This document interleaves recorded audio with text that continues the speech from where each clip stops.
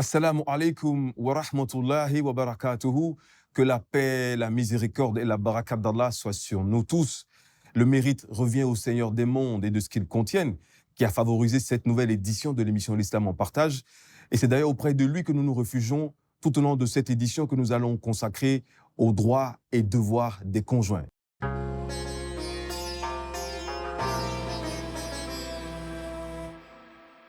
Qu'Allah vous bénisse pour votre disponibilité et vos récompenses pour le partage que vous faites du peu qu'Allah vous a facilité en termes de connaissances sur cette noble et belle religion qu'est l'islam. Droits et devoirs des conjoints. Première chose, qu'est-ce que ce thème vous inspire comme commentaire? Déjà, à chaud. Ça nous inspire le faire de faire de sorte qu'il y ait la paix dans le couple. Si chacun joue son rôle, ses devoirs et remplit aussi également ses droits, c'est pour la paix dans le couple. Machallah. Et vous? Au nom d'Allah, paix bien sûr sur le messager d'Allah. Quand on évoque rapidement le sujet, rapidement ça nous renvoie tout simplement vers le sentiment d'accomplissement de ce qui nous revient de l'essence pour laquelle Dieu nous a créés au fait. Parce que droits et devoirs, c'est ce qui manque dans la société. Quand on arrive à les assumer, la société est dans la paix. Justement, vous gardez la parole. Quels sont les droits et devoirs des époux en islam? Merci beaucoup. D'abord, quand on parle des époux en islam, il faut comprendre qu'il s'agit ici d'une relation basée sur les règles instituées par Dieu, le créateur même de ces époux-là. C'est lui qui a institué ces règles et c'est une relation, un contrat qu'on a fait basé donc sur ces règles. Alors, quand on dit les droits et devoirs, ce sont les droits de l'autre côté qui constituent les devoirs de l'autre côté. De part et d'autre, ça se justifie. De part et d'autre, ça se justifie. Et du point de vue de l'islam, on peut les répartir sur trois grands volets. Dites-moi. Parlant de ces droits et devoirs. Nous avons le premier volet qu'on peut appeler al-huquq al-mushtaraka bayna az-zawj wa zawja. Ce sont les droits et devoirs qui regroupent en même temps les deux. Aussi bien l'époux est censé les accomplir et l'épouse également n'est pas exclue. Nous avons maintenant ce qu'on peut appeler al-huquq al-khassa li-zawja. On a maintenant les droits qui sont typiquement pour la femme et on a maintenant al-huquq li-zawj, les droits qui sont typiquement pour l'homme. Voilà les trois catégories qu'on peut observer quand on parle des droits et devoirs en islam. Alors, zawji, zawja, ce sont les époux que vous évoquez comme ça en Bien arabe. évidemment, quand on dit zawj, il s'agit de l'époux. Quand on dit zawja, c'est également l'épouse. Et la terminologie zawj est valable, bien évidemment, pour les deux. Très bien. Non. Alors, dans quelle posture les époux doivent s'inscrire lorsqu'ils vont vers le mariage? Est-ce que ça devrait être dans leur esprit comme un contrat de mariage ou un engagement spirituel?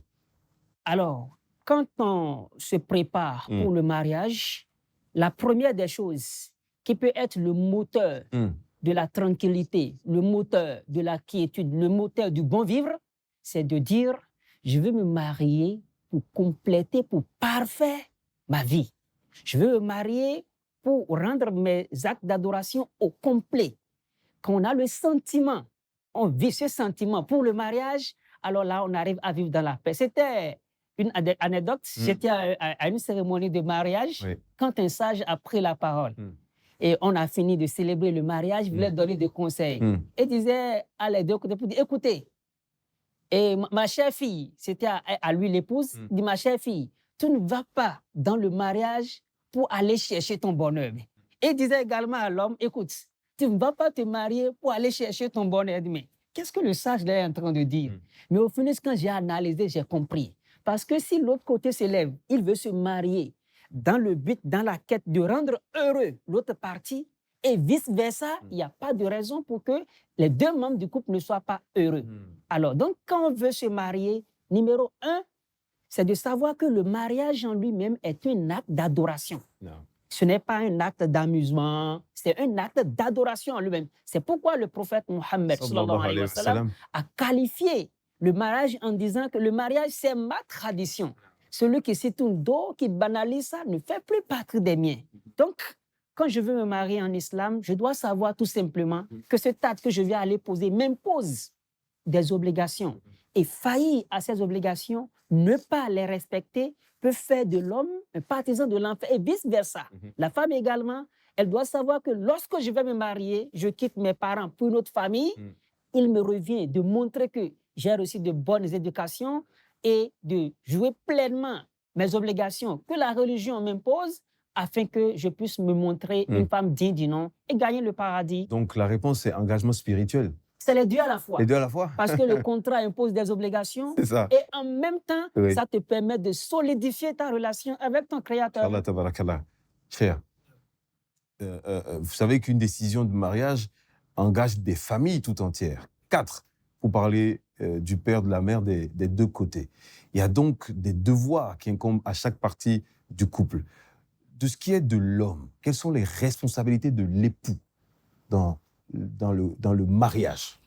Alhamdulillah Rabbil Alamin, si nous parlons de l'époux, ses responsabilités dans le couple, il en a assez. On va citer les plus grandes. Les plus importantes à retenir, puisqu'on n'a pas beaucoup de temps. Prenons le Coran dit ceci pour l'homme. الرجال قوامون على النساء بما فضل الله بعضهم على بعض بما أنفقوا من أموالهم. Allah a fait des hommes, des époux, des autorités sur les femmes pour ce qu'Allah les a accordés comme grâce et de ce qu'ils dépensent pour les femmes. Là, on peut tirer de ce verset pour dire tout ce qui est de la dépense de la maison, ça revient à l'homme, suivant la législation islamique. La charge financière, la charge financière, toutes les charges financières de la maison revient à l'homme, suivant la législation islamique. Mais en même temps, Allah même dans un autre verset, il dit l'homme dépense suivant ses capacités. Il ne doit pas aller au-delà de ses capacités. Et celui-là dont Allah restreint la substance va dépenser aussi également suivant ses capacités. Donc, je vais dire premièrement, parmi les devoirs de l'homme vis-à-vis de son épouse, nous avons le côté financier. À ses besoins dans le paramètre financier. Oui. D'accord. Et selon sa capacité. Deuxièmement, nous parlons aussi également de bon comportement envers la femme. Il y a des hommes de principe. Avant le mariage, ils ont des principes. Et chaque fois, ils demandent trop au-delà de ce qu'on peut demander. Le Coran dit ceci. Mène vie décente avec la femme, un bon comportement, une bonne compagnie avec ta femme. Mais ici, maintenant, il faut tenir compte des réalités de chaque milieu. Tant que ces réalités ne sont pas en contradiction avec les textes, on demande à l'homme, ça fait partie de ses devoirs, de mener une bonne vie avec sa femme, de tout ce qui entre dans la bienveillance avec sa femme, ça fait partie des devoirs de l'homme vis-à-vis de son époux. Parmi aussi également les devoirs. Il y en a d'autres après ça ou c'est le troisième et le dernier? Il en a assez, mais je vais citer encore un autre. C'est, comment dire donc, s'assurer de bien-être. Si je veux parler de bien-être ici, c'est-à-dire tout ce qui a rapport avec l'éducation de la femme, son côté spirituel, et aussi également l'aider à avancer dans la vie pour être une femme que j'aime toujours. Je me dis par exemple maintenant, je donne un exemple, un homme qui a épousé une étudiante, ça peut aller, il doit l'aider à avancer dans ses projets d'études. Ça peut aller pour atteindre un objectif parce que c'est aussi également, ça fait partie des devoirs de l'homme. Prenons aussi également le côté spirituel. On ne doit pas négliger la femme sur le côté spirituel. On doit l'aider à s'améliorer dans la religion, à avoir une performance, à se rapprocher de son Seigneur. Ça fait partie aussi également des devoirs de l'homme. Mais que dit le Coran et la Sunna du prophète Mohammed sallallahu alayhi wa sallam sur les responsabilités de l'épouse alors? Parce que là, on n'a pas de parti pris. Non. Là, on a parlé de l'époux, c'est le tour des femmes. Très rapidement. Pour le tour des femmes, parlons des devoirs des femmes vis-à-vis de l'homme. Il en a assez aussi également, on va citer les plus importants. Parlons tout d'abord de l'obéissance de la femme vis-à-vis de son mari, tant que le mari est dans les normes de l'islam. C'est-à-dire quoi? Obéir à son homme. L'homme dit, je veux ceci, je ne veux pas ça. La femme doit obéir tant que nous sommes toujours dans le contexte de l'islam. Mais ça va au-delà de cela, la femme peut dire non. Donc, pour la première des choses, on demande à la femme d'obéir à son homme. Parmi aussi également les devoirs de la femme vis-à-vis de l'homme, nous avons le fait de protéger les biens de l'homme. Elle doit protéger les biens de l'homme. C'est-à-dire tout ce que l'homme a laissé, ses biens, elle a la responsabilité de protéger les biens de l'homme.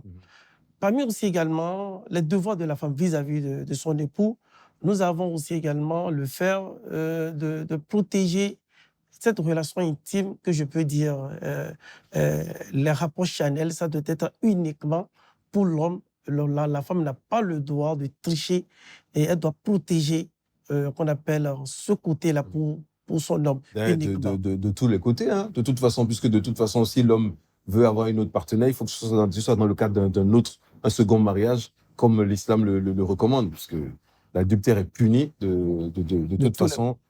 Donc, ce n'est pas contre les femmes, c'est juste un aspect hyper important que vous relevez pour rappeler les responsabilités de l'épouse vis-à-vis de son couple d'ailleurs, parce qu'en dehors de l'homme, c'est son couple qu'elle protège ainsi, le mari et les enfants. Il y a un autre point? Autre chose aussi également vis-à-vis de ce qu'on appelle les devoirs de la femme vis-à-vis de son époux. Nous avons aussi également, elle n'a pas le droit d'interdire le lit à son homme. Oui, c'est ça. S'il n'a pas d'excuse valable, elle n'a pas le droit de l'interdire parce que ça fait partie des devoirs, de cette devoir. Parce qu'on avait un hadith du prophète Mohammed sallallahu alayhi wa sallam qui dit, lorsque la femme interdit le lit à son homme alors qu'elle n'a pas une raison valable, elle est maudite. Et pour éviter cette malédiction, de tout ce qui est dans les cieux vont le maudire, tout ce qui est sur... Votre propos me permet de poser la prochaine question, puisque si la femme l'utilise comme une âme contre son mari, c'est bien parce qu'il y a un problème. Et vu que dans un mariage, il ne peut pas manquer des orages, n'est-ce pas? Donc il ne peut pas avoir de couple sans problèmes conjugaux. Comment l'islam règle les problèmes conjugaux? Merci beaucoup. Alors, merci, cher, pour votre réponse. Alors, merci beaucoup. Et parlant de comment l'islam règle les problèmes conjugaux, il faut résumer. Il faut résumer que quand on parle des obligations, pour compléter rapidement ce qu'a développé Oustaz, de l'homme vis-à-vis de la femme, les savants l'ont résumé sur 2 as. Dites-moi. L'as numéro 1, on appelle ça al-hukukul maliya. Al-hukukul maliya. Les obligations typiquement financières. Non. Là, on parle du manger, on parle de l'habillement, on parle du logement de la femme. Et deuxième rubrique, la dernière d'ailleurs, al-hukuk ghair maliya. Ce sont les obligations qui ne sont pas financières. Là, on parle du bon comportement, on parle de la noblesse du caractère. Et mieux, le prophète Mohammed, il a déjà dit khayrukum li ahlihi wa ana khayrukum li ahli. Le meilleur d'entre vous, il n'a pas dit celui qui prie beaucoup, celui qui jeûne beaucoup. Il a dit le meilleur d'entre vous, c'est celui qui se montre meilleur envers sa famille. Ici, on parle de femme. Celui qui est meilleur envers sa femme. Et je suis le modèle pour vous d'ailleurs. Donc voilà de façon résumée ce qui revient pour l'homme. Pour la femme, pareil. S'enjoliver chaque fois pour son homme, comme si c'était le premier jour, et chaque fois prendre soin de tout ce que l'homme a laissé, respecter l'homme en son absence et également en sa présence, pour régler les problèmes conjugaux. Donc, vous êtes en train de répondre sur les problèmes conjugaux. Comment l'islam règle les problèmes conjugaux? Alors, la manière basique avec laquelle l'islam règle les problèmes conjugaux, c'est de savoir que la vie en couple est d'abord basée sur les secrets. Lorsque l'homme et la femme, ils n'arrivent pas à garder mutuellement leurs secrets, alors notre vie ensemble est en danger. Donc l'islam commence par régler ces problèmes conjugaux en faisant de sorte que les mésententes, les différences, ça ne manque jamais. On peut être des jumeaux, même, ça ne manque jamais. Donc dans les 4 côtés de notre lit, on doit faire en sorte qu'il y ait de la communication. L'islam intègre la communication donc entre l'homme et la femme. Les problèmes commencent à être résolus à partir de là. Ce n'est pas pour rien quand on va dans le Coran, pour régler les différences, lorsqu'on va passer les différentes étapes, Dieu nous dit lorsque vous avez tout fait et ça n'a pas marché, il n'a pas dit allez voir un sage, allez voir un ami. Il a dit non, il faut voir un sage dans la famille de l'homme et un sage dans la famille de l'épouse.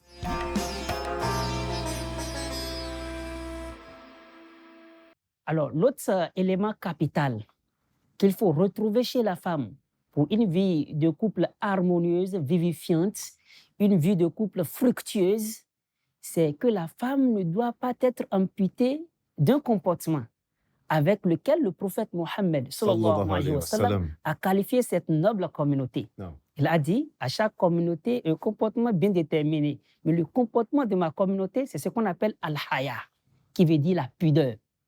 La pudeur ici, c'est l'embellissement même de la femme.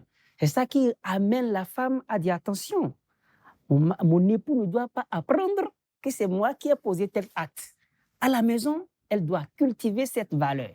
Et hors les 4 murs de la maison, en sortant, elle doit également cultiver cette valeur. Ce n'est pas pour rien qu'on a un grand imam qu'on appelle Imam Malik. Quand on lui demandait quels sont les comportements qu'on doit trouver chez un croyant, il lui parlait de croyant. Il a dit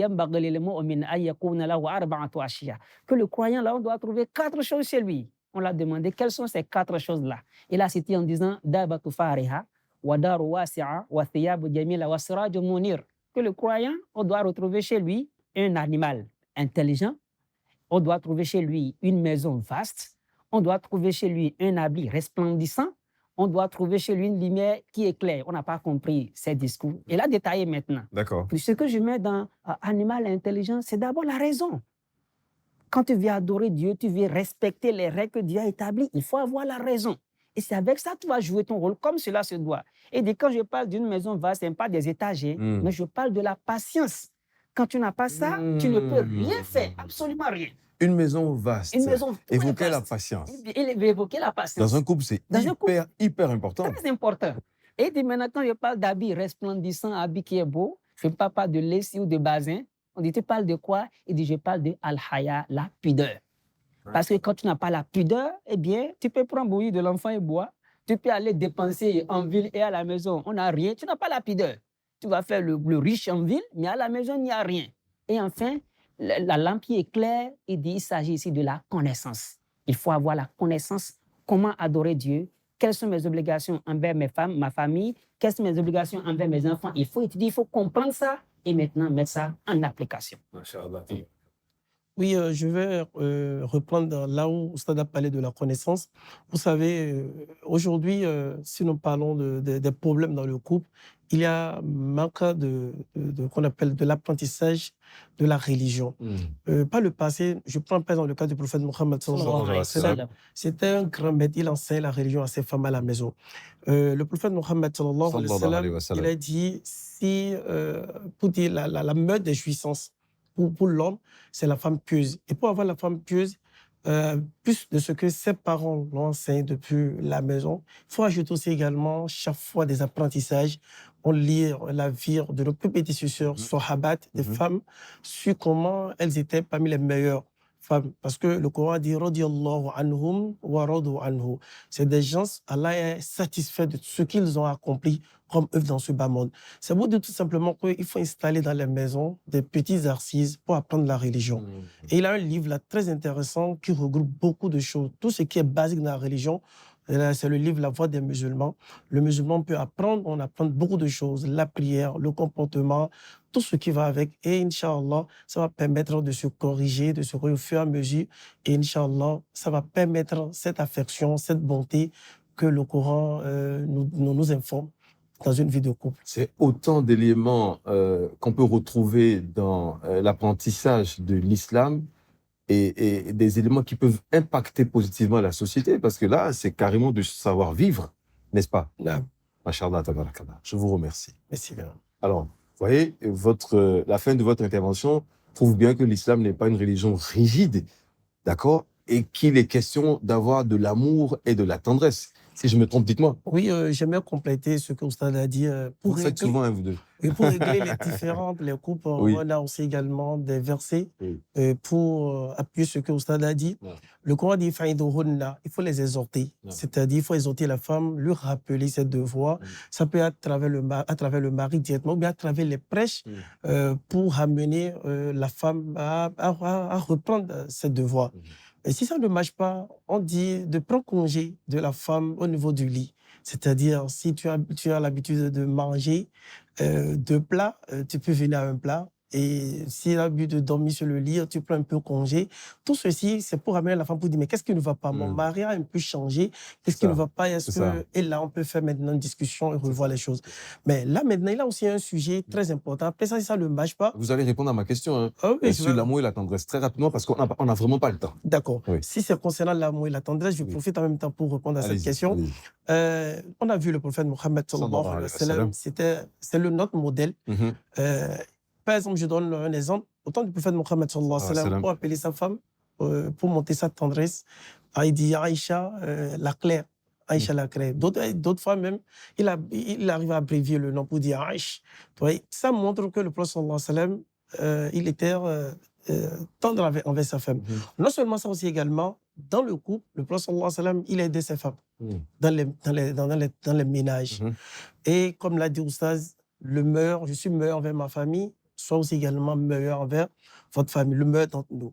On a vu le prophète Mohammed sallallahu alayhi wa sallam, Après la prière de Sobre, il allait chez chaque femme discuter avec les femmes et dire qu'est-ce qui ne va pas ici, je vais vous écouter. On a vu aussi également le prophète Mohammed sallallahu alayhi wa sallam, sur d'autres fronts aussi également, je prends par exemple lors de la bataille de Hudaybiyah, lorsqu'il a ordonné à ses compagnons de se raser la tête, des mots les ont refusés, Salama a fait ce qu'on appelle la concertation avec elle. Donc le prophète sallallahu alayhi wa sallam, c'est quelqu'un qui également discuté avec ces femmes, ils prennent des décisions ensemble, ils ont des concertations. Tout ceci, ça montre la tendresse du prophète Mohammed sallallahu alayhi wa sallam envers ses épouses. L'amour, la tendresse, mais également la confiance et la communication, autant de choses possibles dans un couple complètement apaisé. Mais Oustaz, c'est vrai que cette question, il vous était adressée, mais je vous la pose. Merci beaucoup. Comment équilibrer la vie familiale et l'engagement spirituel dans un couple? Merci beaucoup. Alors, pour équilibrer la vie familiale et l'engagement spirituel, c'est de ne pas continuer avec certaines pratiques que nous assistons auxquelles nous assistons dans la société. Voyez-vous, quand on épouse une femme, on a comme si on a acheté la femme. Du coup, ses frères, ses sœurs, aucun membre de la famille ne peut encore rendre visite à la femme.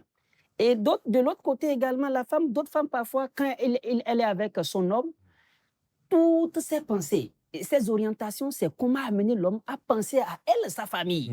Et du coup, l'homme devient ennemi de la famille. On doit savoir que si on est ensemble et nous n'avons pas ce qu'on peut appeler la bénédiction parentale, les activités ne peuvent pas prospérer. Alors, l'islam nous oblige qu'on soit obéissant aux hommes, à nos parents. C'est pas parce que la femme est chez toi qu'elle va devenir ennemie de son père ou de sa mère, et vice-versa. C'est en cela que vient ce qu'on appelle al-musa'adatu fil ibada. L'homme va aider la femme à prier, à jeûner et à être obéissante à ses parents, à elle. Et également, la femme doit aider l'homme. Ramadan est arrivé. Il ne faut pas oublier ce que tu envoies à maman. Ramadan est là. Mais chaque fois, bon, on n'a pas encore payé pareil de la fête, là, tu sais. Et tous les calculs, c'est lié seulement à toi et à ta famille. Là, on est en train de piétiner et cette douceur dont on cherche ne peut être au rendez-vous. Donc, pour équilibrer la vie en famille et spirituelle, c'est de ne pas biaiser, de ne pas piétiner sur les fondamentaux même de notre vivre ensemble, et cela va nous permettre de bien solidifier notre relation avec Dieu. Vous êtes d'accord avec lui? Oui, je suis d'accord. Je veux aussi compléter quelque chose, si ça veut bien. Le prophète Mohammed sallallahu alayhi wa sallam, nous sommes tous des bergers. Autrement, nous sommes tous des responsables. Et chacun va rendre compte de sa responsabilité. Si des gens peuvent voir également que pour faciliter la communication, de voir la relation en couple là, comme une adoration, que j'ai des devoirs, des droits et des devoirs vis-à-vis de mon conjoint. Et j'adore Allah à travers ma relation. J'ai un compte à rendre à Allah. Le mari a un compte à rendre à Allah. Comment il a passé sa vie conjugale. La femme aussi également a un compte. Elle a un compte à rendre à Allah. Comment j'ai passé ma vie conjugale. Lorsqu'on met ça là au cœur de notre relation, et aussi également nous lisons la vie de ceux-là qui nous ont précédés dans la religion, ceux-là qui sont nos modèles, Inch'Allah Rahman, on trouvera solution, comment partager la communication, comment joindre la vie de couple à notre adoration et s'en sortir très bien.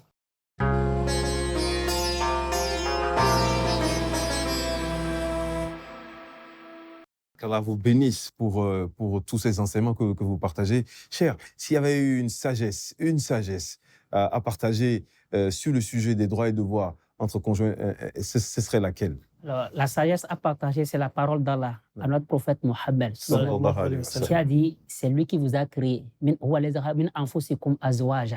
vous ai créé. À partir de vous, j'ai fait sortir vos épouses. Et j'ai mis entre vous de l'amour, de l'affection et de la miséricorde. Quand on voit le verset, il a d'abord amour. Et c'est après ça que l'affection vient. Donc, faisons chaque fois pour fermer la porte à des mésententes, qu'on mène une vie de couple harmonieuse, et là, les enfants vont être des enfants vertueux et on sera à l'aise. Qu'Allah vous bénisse, qu'Allah vous bénisse. Même si on avait toute une journée, je pense que personne ne pourrait épuiser ce sujet. Je pense qu'au quotidien, dans le couple, en ayant conscience de nos droits et de nos devoirs vis-à-vis de l'un et de l'autre, nous devons tout faire pour plaire à Allah subhanahu wa ta'ala qui nous a créés, mais également rester fidèle à la sunna du prophète Mohammed sallallahu alayhi wa sallam, qui pour nous est un modèle parfait. Merci beaucoup, merci infiniment pour l'attention. C'était l'Islam en partage. Salam alaikum wa rahmatullahi wa barakatuh. Wa alaikum salam wa rahmatullahi wa barakatuh.